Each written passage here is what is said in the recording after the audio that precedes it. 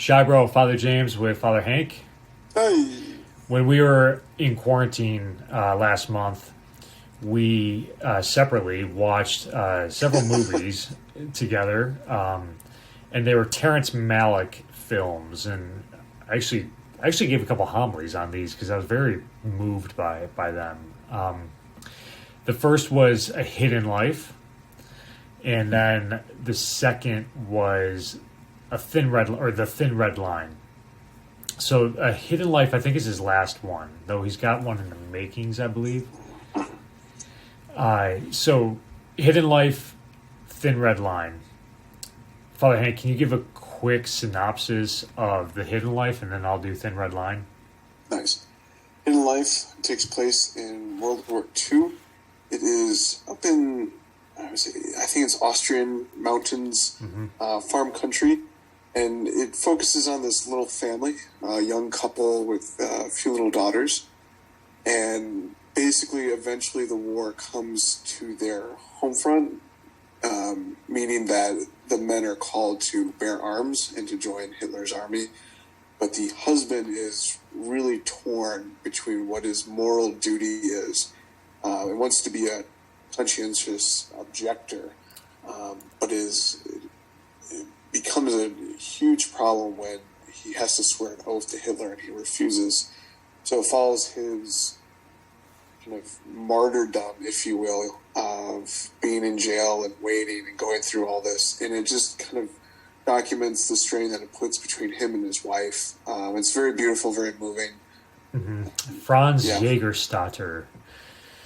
Isn't he being beatified, or was he beatified? Franz Jägerstatter? Oh, maybe. I can see that. I think he was or is in the process of beatification. I mean, they call him basically your classic conscientious objector, but he's more than that, though. He was declared a martyr, beatified by the church.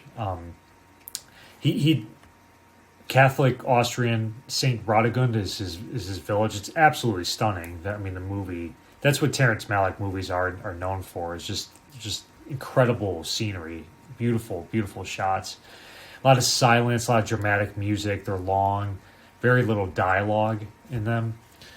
So Franz Jägerstatter, more than just a conscientious objector, a man of deep faith and morality and principle. There's priests in the movie, right? Doesn't he? Yeah, a priest and a bishop too. He goes to them just to kind of examine his moral choice and if he's making the right one. And it's interesting, he seems to have more freedom to object than these church officials because they're kind of entwined with the status of staying open, etc. So it's right. They kind of got to maneuver with Hitler. Yeah. Franz Jägerstatter too. The story is very similar to A Man for All Seasons. Thomas More had a similar kind of conscientious objection to Henry VIII, and in A Hidden Life, even the priest, he's not trying to. He's not evil, the priest, but he basically telling Franz, like, look, you could sign the oath of fidelity to Hitler, and you don't have to mean it, and you'll be fine. You'll save your life. And Franz is like, I can't do that. Like, I gotta believe, I gotta follow the dictates of my conscience. And Thomas More had the same thing, right? They're like, just swear the oath. Don't mean it. It's just something on paper, and you'll be free and save your life. And More is like, there's something more at stake here. I'm totally dedicated to God, and my whole desire is just to do His will. Then I don't care if I die, and it's for the glory of God and the church. So, anyways, maybe we can circle back to Hidden Life just quickly. Then on The Thin Red Line. So, Hidden Life was 2017, 2018, a couple years ago. The Thin Red Line was 1997, I believe. So again, Terrence Malick, very similar style of movie, with long, little dialogue, sweeping shots, great cinematography. Is always nominated for a bunch of Academy Awards, his movies are.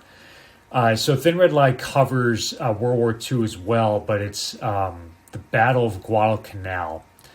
So it's follows these American. And it's an all-star cast. This is this American army that's trying to take this island. If you watch it just as like a war movie, though, you might be dissatisfied if you're like putting it up against Band of Brothers or The Pacific or Saving Private Ryan or those movies. You got to look at it more as a Terrence Malick film. More artsy than just like historical action. But it's got Sean Penn. Jim Caviezel is one of the main characters. He's the guy that would play Jesus in The Passion of the Christ. Nick Nolte, Elias Koteas, Woody Harrelson, George Clooney has a little part at the end there. I don't know if you remember that. He's kind of a dweeb, but so great music too in the Thin Red Line. But it's similar. Like Jim Caviezel's character is he's not so much a conscientious objector, like he's fighting in the army, but Nick Nolte is just like this grizzled captain that just at all costs wants to take the island, and it doesn't matter if he loses all of his men and he kills, Japanese ruthlessly. Like he wants to be victorious. He almost doesn't care about his soldiers. Whereas Elias Koteas he's also so Nick Nolte's, I forget the ranking, but Nolte's above Elias Koteas. Koteas is in charge of his men, and he's more of a father. Elias Koteas is to his troops. He doesn't just want to have them all die. He really cares about them.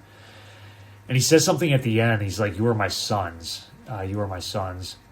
Jim Caviezel then is a private, and he's very much just like loves taking care of wounded soldiers, and he's with the natives at a certain point on one of the islands. He's got this great, like, peaceful, serene look about him. He's not just, trying to run up hillsides to kill people, but he's this scene where there's an American soldier who's wounded, and he's just, like, gently caressing him and pouring water over his head, almost like he's baptizing him. So a lot of religious themes and symbols in Terrence Malick movies. But the one thing, maybe we just kind of, like, wrap it up with this point, and like kind of also a spiritual point is with silence. We're actually going to talk about the movie Silence, but silence in the sense, so a lot of Malick movies, The Tree of Life is another great one, To the Wonder. Very, very little dialogue. It's just silence other than the music. Very little speaking. I think that's actually a virtue, just to be silent and to not speak a lot. I don't know, that might be something we all can work on. I'll speak for myself here in this new year, right? To receive more, not to always have to fill the space or the void with speaking or noise or ceaseless conversation. Silence goes also like with social media, right? You don't have to always be like broadcasting your entire life to the world. But when you watch these Terrence Malick movies, there's silence predominates, and it's something that's very striking about that. You know what I'm saying, Father Hank? Totally. I think you see that in the hidden life of, how does he show that he's a conscientious objector? Is that, or sticking to his principles, that he's silent? And his silence also is a sign that he's accepting God's will of whatever happens to him in that silent posture. Right. So if you're not silent, you might be anxious, which means you're not trusting in God's will. Yeah, so, I don't know, you recommend these movies? Totally. Oh, yeah. Yeah, how about being silent for the year? 1 year. For the whole year. Yeah, let's be Carthusians Join here. the monks. Yeah. Anyways, if you're looking for, we talked about Mary and art a couple times ago. If you're looking to experience art on the movie screen or on the TV screen, Terrence Malick might be worth a watch. God bless. Peace.